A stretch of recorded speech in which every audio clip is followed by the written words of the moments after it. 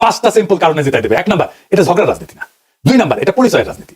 তিন নাম্বার, এটা মানুষকে ছোট করে না। চার নাম্বার, এটা মানুষকে রাষ্ট্র বানায়, মালিক বানায়। পাঁচ নাম্বার, এটা প্রতিপক্ষের মুখে আমাদের ভাষা ঢুকায় দেয়। মানুষ যখন বলে আমরাই বাংলাদেশ, সে আর শুধু ভোটার থাকে না, সে হয়ে যায় মালিক। আর মালিক কখনো ভুল জায়গায় দাঁড়ায় না। এই নির্বাচন সরকার বদলেন না, এই নির্বাচন ঠিক করবে দেশের মালিককে। ওরা বলে সবার আগে বাংলাদেশ, আমরা বলি আমরাই বাংলাদেশ। যেদিন মানুষ এটা বুঝে যাবে, সেদিন আর কাউকে জিততে হবে না। নির্বাচন নিজেই নিজের ফল ঘোষণা করবে। সেই দিনের অপেক্ষায় আমরা থাকবো 12ই ফেব্রুয়ারিতে। ইনকিলাব জিন্দাবাদ। আমরা কি চাই? আপনি কি চান? আমি কি চাই? বাংলা কি চাই? ওই না ভোট দিবেন, ওই না ভোট মানি আমার ওই 16 বছর ফেরত আসা, আর হ্যাঁ ভোট মানি নতুন একটা বাংলাদেশ আবার, যে বাংলাদেশের স্বপ্ন আমরা দেখতেছি। প্লিজ হ্যাঁ ভোট দিবেন সবাই। হ্যাঁ ভোট মানি নতুন বাংলাদেশ। আর সেই নতুন বাংলাদেশ কোথেকে আসবে জানেন? ওই আসমান থেকে আসবে, আসমান থেকে আসবে। আমাকে গত 2 দিন আগে এমন একজন ফোন দিছে, আমি নাম বলবো না, উনাকে খালি আমি একটা কথা জিজ্ঞেস করছিলাম, খুব অল্পক্ষণ কথা বলছেন উনি আমার সাথে। আমি জিজ্ঞেস করছিলাম আমাদের স্বপ্নটা কি বাস্তবায়ন হবে? উনি তখন বলছে ওই আসমান থেকে আসবে, সেটা আসমান থেকে আদেশ আসবে, ওদিকে তাকায় থাকেন। তার মানে কি উপরওয়ালার দিকে তাকায় থাকতে বলছে।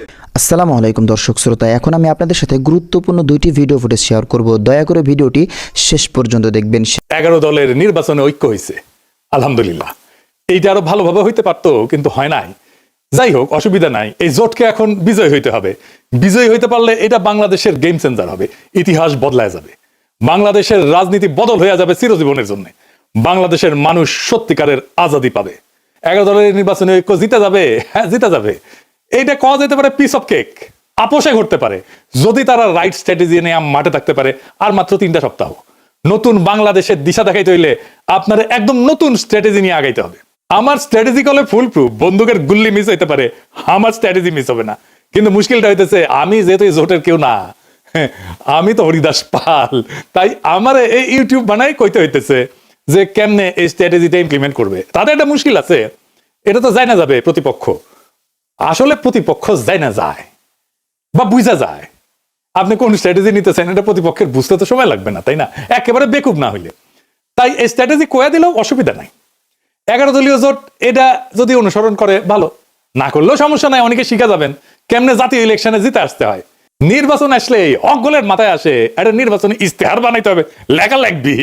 2018 সালের ইলেকশনে তখন ঐক্যফ্রন্টের ইলেকশন কাজ করতেছি লুকায় থেকে, মানে আন্ডারগ্রাউন্ডে থেকে। আমি ঐক্যফ্রন্টের বুঝাইতে পারলাম না যে ইস্তেহার একটা ভুয়া জিনিস। ইস্তেহার আপনারে ইলেকশনে জেতায় না, জেতায় অন্য কিছু। এই ভূখণ্ডের রাজনৈতিক ইতিহাসে 2টা নির্বাচন ফেনোমেনাল হয়েছে। একটা 70-এর নির্বাচন আর 91 নির্বাচন। একটা মুজিব জিতছিল, আর একটা জিতছিল খালেদা জিয়া। মুজিবের 70-এর নির্বাচনে জিতাইছিল কি কন্ত 6 দফা স্বায়ত্তশাসন, তাই না? 91 খালেদা জিয়া জিতাইছিল কি? উনার একটাই কথা, ওদের হাতে গোলামির জিনজির, আমাদের হাতে স্বাধীনতার পতাকা। এই কথাটা, এই যে 6 দফা আর স্বাধীনতার পতাকা, এইটা কি নির্বাচনী ইস্তেহারে লেখা ছিল? না, লেখা ছিল না। তাহলে এটা কি, যা এত সিম্পল, এত ছোট, অথচ এত পাওয়ারফুল? কি এটা? এটা হইতেছে স্ট্র্যাটেজিক ডক্ট্রিন। নতুন কথা মনে হইতেছে, আগামী নির্বাচনে 11 দলের স্ট্র্যাটেজিক ডক্ট্রিন লাগবে একটা, যদি জিততে চায়। আজকাল আলাপ সেই স্ট্র্যাটেজিক ডক্ট্রিন নিয়ে আসেন। আগে বুঝে নি কেন স্ট্র্যাটেজিক ডক্ট্রিন ইস্তেহারের চাইতে অনেক বেশি গুরুত্বপূর্ণ, আর স্ট্র্যাটেজিক ডক্ট্রিন আসলে কি, এর হাতি না ঘোড়া। আসেন আল্লাহর নামে শুরু করি। ইস্তেহার হইতেছে নির্বাচনের আগে দেওয়া প্রতিশ্রুতির তালিকা, কি কি করা হবে তার ঘোষণা, মূলত ভবিষ্যৎ নির্ভর। আর স্ট্র্যাটেজিক ডক্ট্রিন হইতেছে রাজনীতিকে দেখার দৃষ্টিভঙ্গি, ক্ষমতার উৎসকে সেটা নির্ধারণ করা, রাষ্ট্র কার জন্য তার স্থায়ী উত্তর একটা স্ট্র্যাটেজিক ডক্ট্রিন। ইস্তেহার বলে কি করব, ডক্ট্রিন বলে কেন করব আর কার জন্য করব। মানুষ এই সমস্ত ইস্তার ফিস্তার বিশ্বাস করে না, পড়েও না কেউ। রাজনৈতিক দলের কর্মীরাও পড়ে না, কারণ সারা দুনিয়ার বাস্তবতা হইতেছে প্রায় সব দলই একই প্রতিশ্রুতি দেয়। চাকরি দেব, বেকারত্ব কমাবো, দাম কমাবো, দুর্নীতি কমাবো, কিন্তু মানুষ জানে এগুলো ভুয়া, কিছুই হবে না, কিছুই পূরণ হবে না। ফলে ভোটাররা এই সমস্তকে পাত্তা দেয় না। কিন্তু ডক্ট্রিন ইস্তেহারের এই সীমাবদ্ধতা ভেঙে ফেলে। ইস্তেহার যাচাই হয় ক্ষমতায় গেলে, ক্ষমতায় যে সে করলো কিনা। আমি কিন্তু আওয়ামী লীগের ইস্তেহার নিয়ে বেশ কয়েকটা এপিসোড করছি যে ওরা কোনোটাই কিছু করে নাই, বাস্তবায়ন করে নাই। কিন্তু ডক্ট্রিন যাচাই হয় ভোট দেওয়ার আগেই। ডক্ট্রিন মানুষকে প্রশ্ন করায়, আমি কি এই ডক্ট্রিনের মধ্যে নিজেকে দেখতে পাই? এই দল আসলে আমাকে কি মনে করে? মানুষ ইস্তেহার বিশ্বাস না করলেও ডক্ট্রিনকে চিনতে পারে। ইস্তেহার হয় পরিস্থিতি নির্ভর, আর ডক্ট্রিন সময় স্বাধীন। জিনিসপত্রের দাম বাড়লে ইস্তেহার বদলাবে, যুদ্ধ হইলে ইস্তেহার বদলাবে, কিন্তু ডক্ট্রিন বলে যে পরিস্থিতি আসুক ক্ষমতার কেন্দ্রটা বদলাবে না, ভোটাররা তাতে নিরাপত্তা পায়। ইতিহাস বলে যে দল ডক্ট্রিনে যেতে সে নির্বাচনে যেতে। নির্বাচনের মাঠে ডক্ট্রিন কি করে? 1 নাম্বার, ভোটকে একটা বিল থেকে ঘোষণা বানায় দেয়। ইস্তেহার, আমি ভোট দিচ্ছি কারণ তুমি দিবা আমারে, তাই তো? আর ডক্ট্রিন বলে আমি ভোট দিচ্ছি কারণ আমি জানি ও আমি কে তার কাছে। 2 নাম্বার, প্রতিপক্ষের কথা কেউ নিজের করে নেয়, আর প্রতিপক্ষ যত কথা বলবে আমাদের ফ্রেমে বলবে, এটাই ডক্ট্রিন ঠিক করে। এটা আমরা আগে পরে আরো বিস্তারিত বলবো। ডক্ট্রিন ঠিক হলে ইস্তেহার তার বাইরে যেতে পারে না। ডক্ট্রিন ইস্তেহারের সীমা টেনে দেয়। আর মানুষের মনস্তত্ত্ব, মানুষ কি বিশ্বাস করে? মানুষ বিশ্বাস করে যে তাকে সম্মান দেয়, যে তাকে ছোট করে না, যে তাকে মর্যাদা দেয়, যে তাকে রাষ্ট্রের মালিক বানায়, তাকে বিশ্বাস করে। আর ইস্তেহার বলে আমি তোমার এটা দেবো। ডক্ট্রিন বলে আরে তুমি কি দেবো, তুমি তো মালিক। ডক্ট্রিন এটা বুঝায় দেয়। ইস্তেহার আপনাকে গ্রহিতা অনুগ্রহ প্রার্থী বানায়, ডক্ট্রিন আপনাকে মালিক বানায় দেয়। মালিক ভিক্ষার উপরে ভোট দেয় না। নির্বাচন তো প্রতিশ্রুতির প্রতিযোগিতা না, নির্বাচন দেশের মালিকানা নির্ধারণ করে। তাই ইস্তেহারের চেয়ে গুরুত্বপূর্ণ আমরা রাষ্ট্রকে, রাজনীতিকে, মানুষকে, জনগণকে, রাষ্ট্রের সাথে জনগণের সম্পর্ককে কিভাবে দেখি। নির্বাচনে মানুষ প্রতিশ্রুতিতে ভোট দেয় না, এটা বুঝতে হবে বাংলাদেশের পলিটিশিয়ানদেরকে। নিজের অবস্থানকে যে বুঝাই দিতে পারে তারে ভোট দেয়। আর যে দল মানুষকে তার অবস্থান বুঝায় দেয় সেই দল ইস্তেহার ছাড়াই জয়ী হইতে পারে। ইস্তেহার ভুয়া জিনিস, ডক্ট্রিন আসল জিনিস। তাইলে 11 দলীয় জোটের বিজয়ের লক্ষ্যে স্ট্র্যাটেজিক ডক্ট্রিন কি হইতে পারে? আগে দেখে নেই বিএনপির স্ট্র্যাটেজিক ডক্ট্রিন কি এই নির্বাচনে, বলতে পারবেন? এটা জানা দরকার, কারণ এই বিএনপির স্ট্র্যাটেজিক ডক্ট্রিনকে হারাইতে হবে। কি সেটা? সেটা হইতেছে সবার আগে বাংলাদেশ। আমার আগে আমরা, আমাদের আগে দেশ, সবার আগে বাংলাদেশ। সবার আগে বাংলাদেশ, সবার আগে বাংলাদেশ। দেখেছেন উনারা সচেতন ভাবে করছেন কিনা এটা উনারাই বলতে পারবেন। তবে এইটা একটা plain and pure strategic doctrine বিএনপির। সবার আগে বাংলাদেশ এটা কেবল স্লোগান না, এটা একটা ডক্ট্রিনাল স্টেটমেন্ট। এইটাই ক্ষমতার উৎস নির্ধারণ করে। তাহলে এই ডক্ট্রিনাল স্টেটমেন্টের সমস্যা বের করতে হবে। সমস্যাটা কি? এই স্লোগানের সমস্যা বের করতে পারলে এইটারে ফাইট করা সহজ। আর এইটারে ফাইট করতে পারলে বিএনপি পুরা ক্যাম্পেইন কোলাপস করবে। আসেন এটা দেখে নিই, আমরা বিস্তারিত খুঁটায় খুঁটায় দেখবো। তাহলে বুঝবেন এই সরল কথার মধ্যে কি গরল লুকায় আছে। গরল মানে জানেন তো, বিষ বিষ বিষ। তো দানের শীষের এই ডক্ট্রিনে কি বিষ লুকে আছে সেটা আমরা খুঁজে দেখি। সবার আগে বাংলাদেশ মানে বাংলাদেশ নামে একটা বিমূর্ত সত্তা আছে। সেই সত্তার যে স্বার্থ সেটা জনগণের উপরে প্রাধান্য পাইতে পারে। অর্থাৎ জনগণ আগে না, রাষ্ট্র আগে। এটা একটা স্পষ্ট স্টেট ফার্স্ট ডক্ট্রিন। এটা শাসনের বৈধতা তৈরি করে।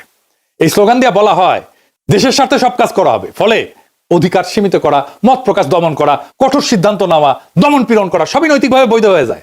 হাসিনার মতো। হাসিনাও এই একই ধরনের ডক্ট্রিনে বিলিভ করতো, বিশ্বাস করতো। এটারে বলা হয় ইংরেজিতে ইনস্ট্রুমেন্টাল লেজিটিমেসি ডক্ট্রিন, মানে উদ্দেশ্যের নামে পদ্ধতির বৈধতা। মানে উদ্দেশ্য হইতেছে আগে রাষ্ট্র, সবার আগে বাংলাদেশ। সেই জন্য ওই সবার আগে বাংলাদেশকে রাখার জন্য যা যা পদ্ধতি আমি অ্যাপ্লাই করব সব বৈধ, সব সহি। এইটা জনগণকে সাবজেক্ট না অবজেক্ট বানায়, মানে জনগণের মালিক থাকে না, শাসিত হওয়ার বস্তু বানায় ফেলে।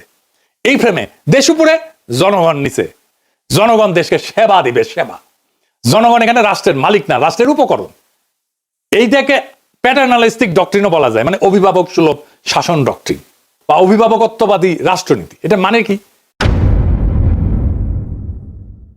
রাষ্ট্র নিজেকে জনগণের অভিভাবক মনে করে, আর জনগণকে দেখে অপ্রাপ্ত বয়স্ক, বুঝে না, নতুন, অক্ষম হিসাবে। এই এই সোনামণি বসো, জান তুই টাকা এখন নতুন নতুন। যাদের হয়ে রাষ্ট্র ভালো বুঝে সিদ্ধান্ত নেয়। এই ডক্ট্রিনে জনগণ মালিক না, তত্ত্বাবধানে থাকা ব্যক্তি, যার সম্মতি প্রয়োজনীয় না, আনুগত্যই যথেষ্ট। প্রশ্ন করাকে দেখা হয় অকৃতজ্ঞতা হিসাবে। প্যাটার্নালিস্টিক ডক্ট্রিন, বোঝা গেছে? হাসিনা বলতো অকৃতজ্ঞ জাতি। এইখানে রাষ্ট্র বলে তোমার চেয়ে আমি বেশি বুঝি, আমি সবচেয়ে বেশি বুঝি। এই অভিভাবকত্ববাদী রাষ্ট্রনীতি এমন একটা শাসন দর্শন যেখানে জনগণ নাগরিকরা রাষ্ট্রের সন্তান। সন্তান বললে ভালো শোনায়, আসলে ওই অর্থে না আর কি, মানে অপ্রাপ্ত বয়স্ক জনগণ। দেখেন সবার আগে বাংলাদেশের ডক্ট্রিন কিন্তু পাল্টায় না কখনোই। মানে ধরেন যুদ্ধেও একই থাকে, সংকটেও একই থাকে, দমনেও একই থাকে। যুদ্ধও মানাবে এটা, সংকটও মানাবে, দমনেও মানাবে, কারণ দেশের জন্য সব যুক্তি খাটে। এটি ডক্ট্রিনের লক্ষণ। ডক্ট্রিন হয়ে উঠতে হইলে এরকম যে কোনো পরিস্থিতিতে এইটা কাজে লাগবে। এটা সীমা টানে না, ক্ষমতাকে অসীম করে দেয়। এই স্লোগানে কোথাও বলা নাই কি করা যাবে না, জনগণ কখন না বলবে, ক্ষমতার সীমা কোথায় বলা নাই। ক্ষমতা নিজেই তার সীমা ঠিক করে। এটা আনচেকড সোভার্নিটি ডক্ট্রিন, সীমাহীন সার্বভৌমত্বের ডক্ট্রিন। এটা নিয়ন্ত্রণহীন সার্বভৌমত্ববাদী রাষ্ট্রনীতি। রাষ্ট্র নিজেই নিজেকে চূড়ান্ত ক্ষমতার উৎস মনে করে, যার উপরে জনগণের সম্মতি, জনগণের জবাবদিহিতা চাওয়ার অধিকার, এমনকি জনগণের এটা সীমা ঠিক করে দেওয়া, এটা কাজ করে না। এই ডক্ট্রিনে ক্ষমতার উপরে কোনো কার্যকর নিয়ন্ত্রণ থাকে না। রাষ্ট্রের স্বার্থ সব প্রশ্নের ঊর্ধ্বে। নাগরিক অধিকার এখানে শর্ত সাপেক্ষ হয়ে যায়। রাষ্ট্র বলে আমি সিদ্ধান্ত নেব, সীমা আমি ঠিক করব, তুমি কোন তেজপাতা, তুমি কোন। তার মানে সবার আগে বাংলাদেশ কোনো আবেগী স্লোগান না, এটা এমন একটা স্ট্র্যাটেজিক ডক্ট্রিন যা রাষ্ট্রকে জনগণের উপরে স্থাপন করে এবং ক্ষমতাকে সীমাহীন বৈধতা দেয়। তাইলে এই সবার আগে বাংলাদেশ এই স্লোগানের স্ট্র্যাটেজিক ডক্ট্রিনকে হারাইবেন কেমনে? এই প্রথম কৌশল হইতেছে এটাকে আক্রমণ করা যাবে না। আক্রমণ না করে হারানো যায়, খুব চমৎকার ভাবে হারানো যায়, অপরূপ ভাবে হারানো যায়, মোলায়েম ভাবে হারানো যায়। কারণ আপনি এটা ব্যাখ্যা করতে পারবেন না এখন কেন এটা খারাপ। আপনি জনজনে ধরে বুঝাইতে পারবেন না, টাইম নাই, কইতে পারবেন না, বুঝিস এই স্লোগান কিন্তু তোমার স্লোগান।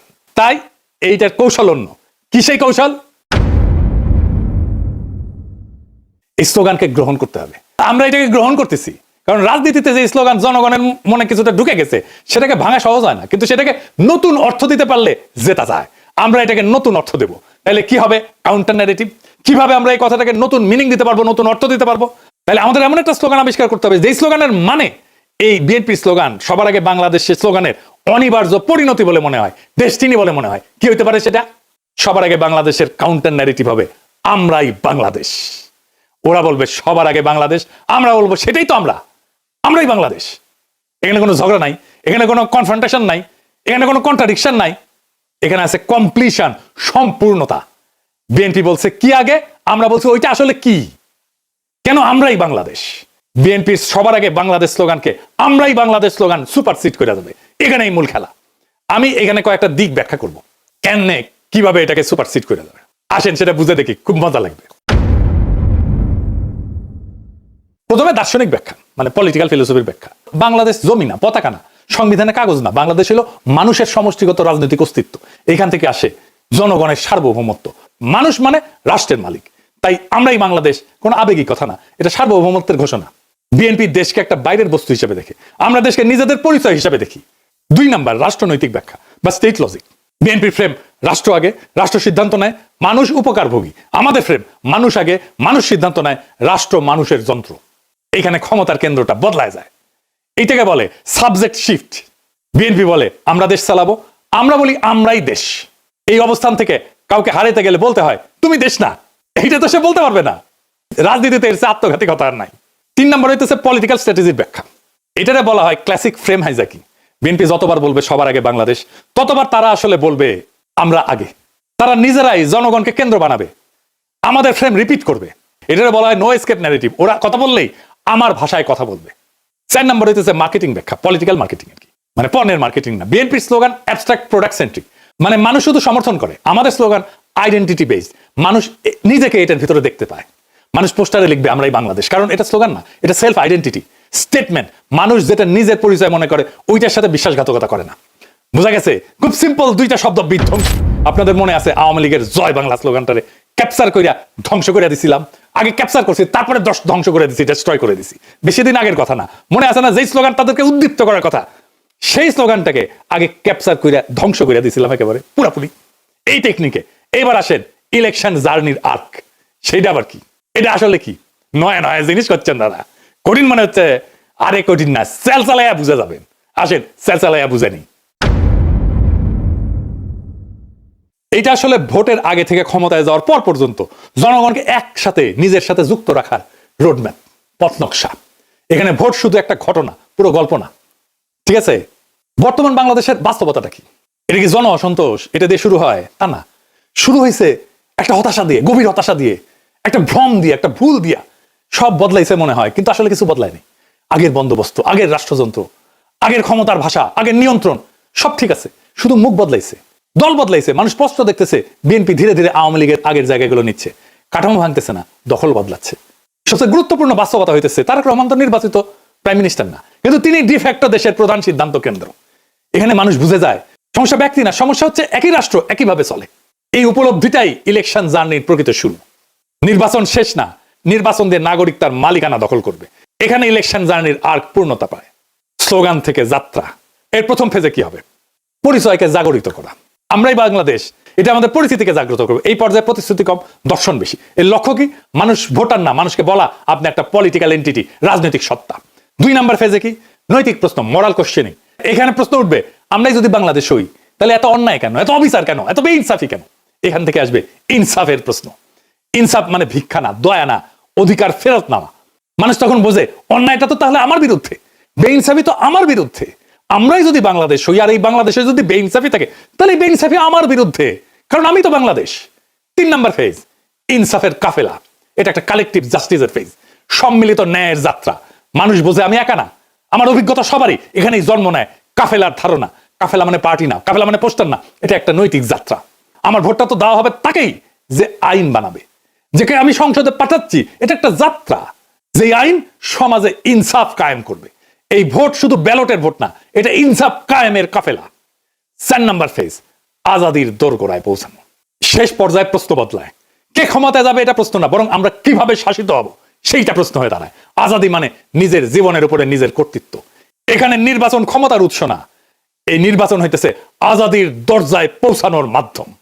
ইনসাফের কাফেলা দিয়ে আজাদির দরজায় পৌঁছানোর মাধ্যম হইতেছে নির্বাচন। তাইলে কেন এই যে সিম্পল মেসেজ, আমরা এই বাংলাদেশ, এটা কেন আমাদের জিতাই দেবে?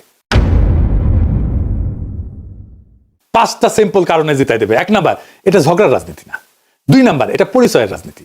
3 নাম্বার, এটা মানুষকে ছোট করে না। 4 নাম্বার, এটা মানুষকে রাষ্ট্র বানায়, মালিক বানায়। 5 নাম্বার, এটা প্রতিপক্ষের মুখে আমাদের ভাষা ঢুকায় দেয়। মানুষ যখন বলে আমরাই বাংলাদেশ, সে আর শুধু ভোটার থাকে না, সে হয়ে যায় মালিক। আর মালিক কখনো ভুল জায়গায় দাঁড়ায় না। এই নির্বাচন সরকার বদলের না, এই নির্বাচন ঠিক করবে দেশের মালিককে। ওরা বলে সবার আগে বাংলাদেশ, আমরা বলি আমরাই বাংলাদেশ। যেদিন মানুষ এটা বুঝে যাবে, সেদিন আর কাউকে জিততে হবে না।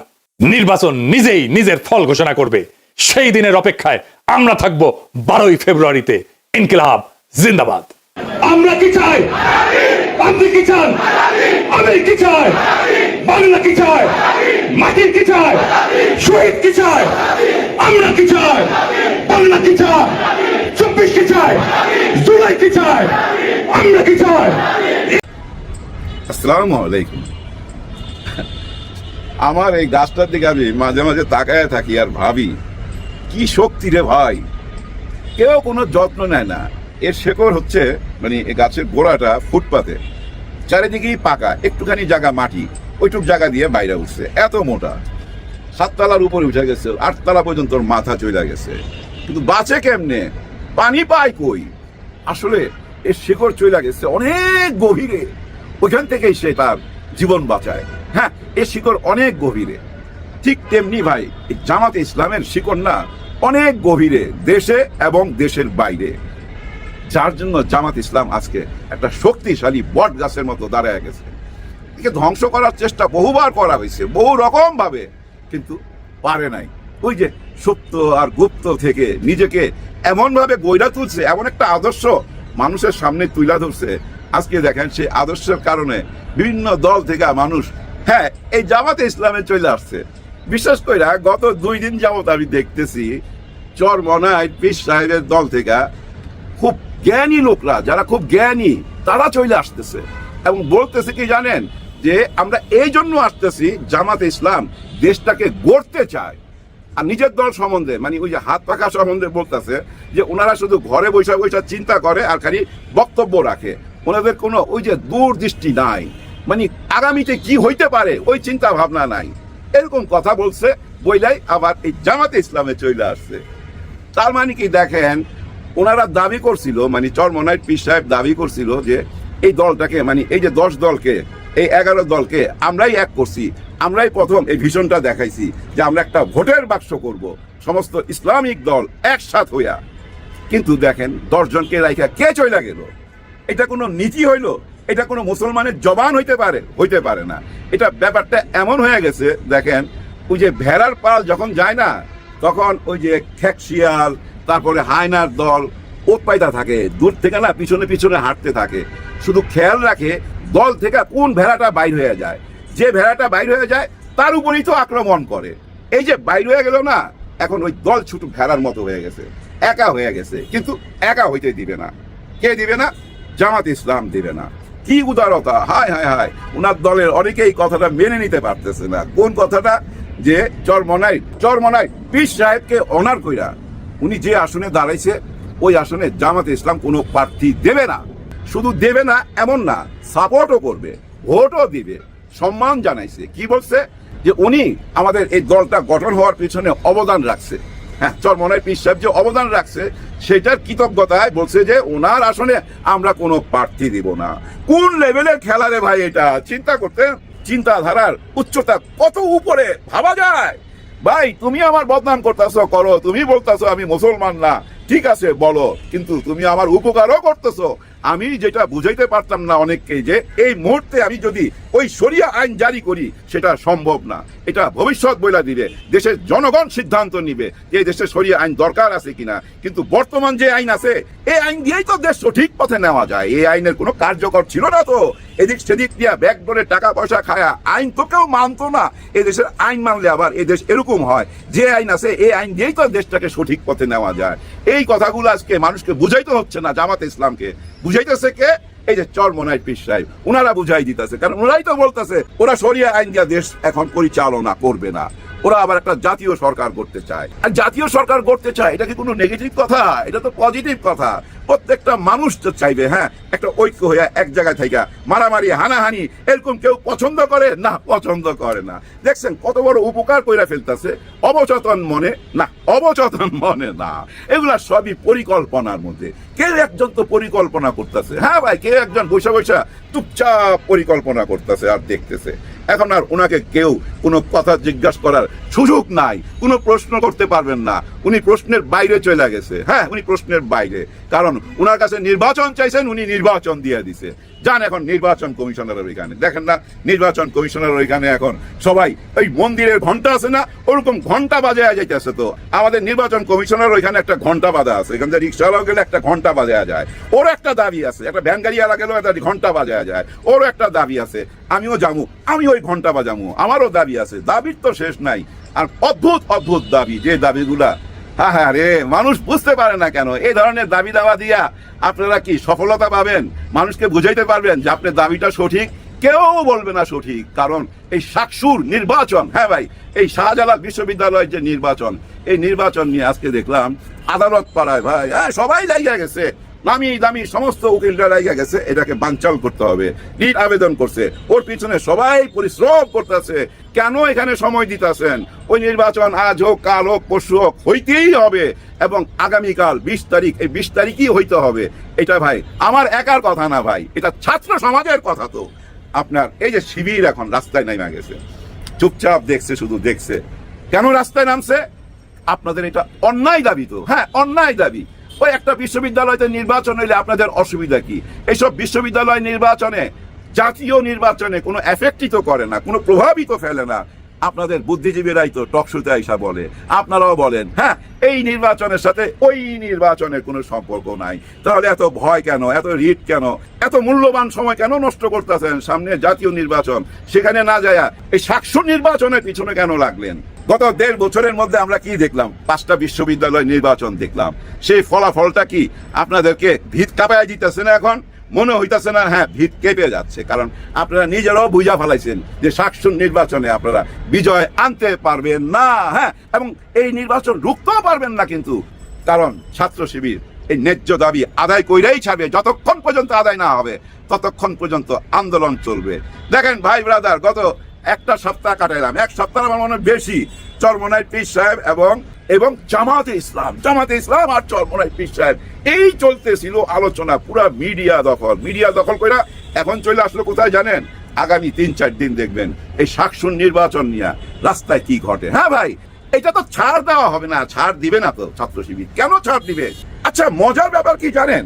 হঠাৎ করে ছাত্র শিবির এরকম হিরো হয়ে গেল কেমনে, সুপারম্যান হয়ে গেল কেমনে? মাত্র 1.5 বছরে 77 সাল থেকে এই ছাত্র শিবির আছে। আমরা জানতাম এই ছাত্র শিবির এটা কাটে, ওইটা কাটে, এরা হইলো জঙ্গি জঙ্গি জঙ্গি। কারা বলতো এটা? সাধারণ জনগণ? নিশ্চয়ই না, আমাদের মিডিয়া। হ্যাঁ, এই দালাল মিডিয়া বলতো ভাই। সমস্ত পত্র পত্রিকার হেডলাইন হইতো, কোথাও একজন শিবিরের লোক ধরা পড়লে এটা জঙ্গি জঙ্গি বইলা এনারা প্রচার করে দিত, জনগণ ওইটা বিশ্বাস করতো। মিডিয়ার কারণেই কিন্তু আমরা ছাত্র শিবিরের চরিত্রটাই বুঝতে পারতেছিলাম না। হঠাৎ করে একটা দল, এত বড় একটা দল 1.5 বছরে ঠিক হয়ে যেতে পারে, ভালো হয়ে যেতে পারে। ভাই আপনারাই বলেন, 1.5 বছরে এমন জাদুর কাঠি আছে যেটা দিয়া 5টা বিশ্ববিদ্যালয় জয় ছিনে আনছে এবং এই 700 নির্বাচনও জয় হবে? কারণটা কি জানেন? এরা আগের থেকেই ভালো, অতীত থেকেই ভালো ভাই, গোড়াটাই ভালো। ওই যে গাছ কইছি না, শিকড়টাই ভাই এমন জায়গায় গেছে না, ভালোর দিকে গেছে। আজকে যার জন্য এই দাবি দেওয়া, রাস্তা ব্লক কইরা মানুষ কি মনে করতেছে? মানুষ তো ভালোভাবে নিতেছে না ভাই ব্রাদার। কারণ আপনাদের দাবির মধ্যে আরেকটা দাবি, বিশাল দাবি ভাই, অবাক হয়ে গেছি। হাই হাই হাই, এইসব লুটেরা, আমি লুটেরা বলবো ভাই। একটা মানুষ 1700 কোটি টাকা, মানে 1000-এর সাথে আরো 700 কোটি টাকা ওনার ব্যাংক ঋণ উনি দিচ্ছে না। কখন নিল এটা উনি? কখন? নিশ্চয়ই গত 15-16 বছরের মধ্যে। আর এই 15-16 বছরের কোন সরকার ছিল? তার মানে ওই সরকারের সাথে উনি হাত মিলাইয়া ওনার ব্যবসা বাণিজ্য চালাইছে এবং উনি ব্যাংক থেকে ঋণ নিছে। এই ব্যাংকের জনগণের টাকা উনি নিজের কাছে রাইখা দিছে। আবার নির্বাচন করতে চায়, নির্বাচনে পাশ কইরা ওই টাকা আবার পরিশোধ করবে। নিয়তটা দেখছেন আপনি, কত খারাপ নিয়ত। কিন্তু কথা হচ্ছে যে ওনাকে কেন নমিনেশন দেওয়া হইল? গোড়া থেকেই তো ওনাকে বাদ দেওয়া উচিত ছিল, বলা উচিত ছিল না, এ ব্রাদার তুমি তো ঋণ খেলাপি। একজন না তো ভাই, অনেক, এরকম অনেক। এখন এই ঋণ খেলাপি তুমি কেন আমার কাছে আসছো আজকে এই যে প্রার্থী হইতে, নমিনেশন নিতে? আগে ঋণ শোধ করো, জনগণের টাকা দিয়ে আসো। তারপরে কি করা উচিত ছিল? ওই এলাকা থেকে একটা তরুণ নেতাকে বাইছা নেওয়া উচিত ছিল। এ ব্রাদার তুমি আসো, তোমাকে আমি নমিনেশন দিলাম। কেন ওনাকে দিতে হবে? কারণ কি জানেন? ওই ব্যাংকের টাকা থেকে, ওই 1700 কোটি টাকা, কয়েকশো কোটি টাকা তো সে রাইখা দিছে এই নির্বাচন টার্গেট কইরা, যে ভবিষ্যতে নির্বাচন আইলে ওইখানে খরচ করুন। আমাদের জনগণ বিক্রি হয়, আমরা মনে করি কেন? আমাদের ভাবতে তো লজ্জা লাগা উচিত না? আমি মনে করেন একটা বড় দলের নেতা, আমি ভাবতেছি জনগণ এই দেশের গরিব, এদেরকে লোভ দেখাইয়া আমি ভোট নিয়ে আনব। আমি লোভ দেখাইতেছি, আমি তাদেরকে ক্যাশ না দিয়া অন্যভাবে টাকা সারতেছি, যেটা ওই যে ফ্যামিলি কার্ড, কৃষক কার্ড, কি কার্ড। এটার মানে কি? আমি ভাবতেছি আমার জনগণ টাকার কাছে বিক্রি হয়। না হলে আমি কেন এই চিন্তাটা করুম যে ওদেরকে আমি কার্ডের নামে, টাকার নামে ভোট নেবো? এটা কেন করুম? দেখেন, নির্বাচন কমিশনার এখানে আপত্তি জানাইছে যে এসব কার্যকলাপ করা যাবে না।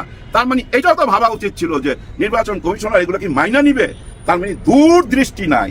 দূরদৃষ্টি না থাকলে প্রবলেমে পড়তে হবে। আপনাদের মনে রাখতে হবে ভাই, একটা আদর্শের জন্য মানুষ জীবন দেয়, কোনো নেতার জন্য না। নেতার যদি আদর্শ থাকে তখনই মানুষ জীবন দেয়, তখনই মানুষ আবু সাইদের মতো এভাবে গুলির সামনে দাঁড়ায় যায়। আমি জানি এখান থেকে গুলি বাইরে হইলে আমার বুকটা ছিঁড়া যাবে, তারপরেও আমি এইভাবে দাঁড়ায় যাই। কখন? ইমানের জোর লাগে। ইমানের জোর থেকেই এটা হইতে পারে, নেতার জোরে হইব না ভাই। আদর্শের জোর, ওই আদর্শের জন্য, এই দেশের জন্য এইভাবে বুকের সামনে বুক পাইটা দিছিল ভাই, গুলির সামনে। এটা মনে রাখতে হবে। এই যে হাদি চলে গেল, অনেকদিন যাবত কি আমরা হাদিকে চিনি? শহীদ হাদিকে আমরা চিনি মাত্র 12 মাস 13 মাস বাঘের মতো বাঁচলো। তার আদর্শ আজকে আমাদের মধ্যে বাইচা আছে। সে চলে গেছে, কিন্তু তার আদর্শ তো চলে যাবে না। তার মানে কি জানেন? একজন নেতার জন্য সারা জীবন দরকার নাই। আদর্শ থাকলে না ওই 12-13 মাসে অনেক কিছু হইতে পারে। আর সত্যি যদি আদর্শ থাকে, হ্যাঁ ভাই, যার আদর্শ ভালো তাকে ভোট দিবেন। আর একটা কথা বইলা বিদায় নিতে আসি, যদি দেন জানেন, আবার ওই যে আমাদের প্রেসিডেন্ট ফাঁসির আসামিকে মুক্ত কইরা দিবে। একদম জলজন্ত ফাঁসির আসামি, তাদেরকে মুক্ত কইরা দিছে। হ্যাঁ ভোট দেন, আর করতে পারবে না। না ভোট দিলে আবার তেমন একজন প্রেসিডেন্ট আসবে যে ফাঁসির আসামিকে মুক্ত করে দিবে। এটা মাথায় রাখেন, যার জন্য হ্যাঁ ভোট দিতে হবে। যদি না ভোট দেন তাহলে কেউ ভাবতে পারে আমি ছাড়া এই দেশ চলবে না। ভাবতো না যিনি এখন দিল্লিতে, উনি সবসময় বলতো না আমি ছাড়া এই দেশ চলবে না। এই জিনিসটা ভিতরে চইলা আসে। কেন আসে জানেন? উনি জানে উনি বারবার প্রধানমন্ত্রী হইতে পারবে। আর এখন যদি আপনি হ্যাঁ ভোট দেন, 2 বারের বেশি হইতে পারবে না। দেখছেন? তারপরে কি দেখেন, ওনার কাছে যে প্রধানমন্ত্রী থাকতো, তার কাছে এই যে আমাদের আর্মি, পুলিশ, র্যাব, প্রশাসন সব ওনার হাতে, ওনার ক্ষমতায়, ওনার হুকুম ছাড়া চলতে পারে না। যেমন আমাদের ওই বিডিআর এর ট্র্যাজেডির কথা মনে আছে? ওখানে কেন র্যাব, পুলিশ, আর্মি যাইতে পারে নাই? কারণ ওই যে প্রধানমন্ত্রী আদেশ দিচ্ছিল না। এগুলো তো আপনারা দেখছেন। ওই ক্ষমতাটাও কাইরা নেওয়া হয়েছে। হ্যাঁ ভাই, আপনি যদি হ্যাঁ ভোট দেন তাহলে ওই ক্ষমতাটাও কাইরা নেওয়া হয়েছে। আবার কি জানেন? দলের নেতা যখন প্রধানমন্ত্রী হয় তখন কি ভাবে? ওই যে হেলমেট বাহিনী বানায়। প্রধানমন্ত্রীর দল তো, পুলিশ তার সাথে ঘুরে। প্রধানমন্ত্রীর দল তো, এই প্রধানমন্ত্রীর দলের নাম বেচা টেন্ডারবাজি, চাঁদাবাজি, বারু মহল দখল, হাবি জাবি সবকিছু কইরা বিদেশে বাড়ি গাড়ি বানাইছে। এগুলো তো প্রমাণিত সত্য গত 16 বছরের। তারপরেও কেন আপনারা ওই না ভোট দিবেন? ওই না ভোট মানি আবার ওই 16 বছর ফেরত আসা, আর হ্যাঁ ভোট মানি নতুন একটা বাংলাদেশ আবার, যে বাংলাদেশের স্বপ্ন আমরা দেখতেছি। প্লিজ হ্যাঁ ভোট দিবেন সবাই। হ্যাঁ ভোট মানি নতুন বাংলাদেশ। আর সেই নতুন বাংলাদেশ কোত্থেকে আসবে জানেন? ওই আসমান থেকে আসবে, আসমান থেকে আসবে।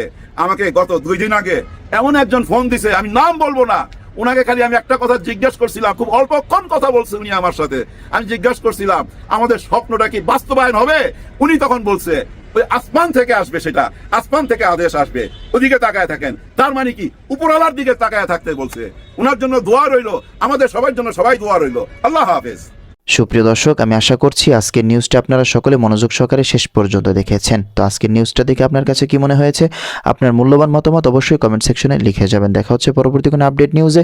সে পর্যন্ত সুস্থ থাকবেন, ভালো থাকবেন, আমার জন্য দোয়া করবেন। আসসালামু আলাইকুম রহমতুল্লাহি ওয়া বারাকাতুহু।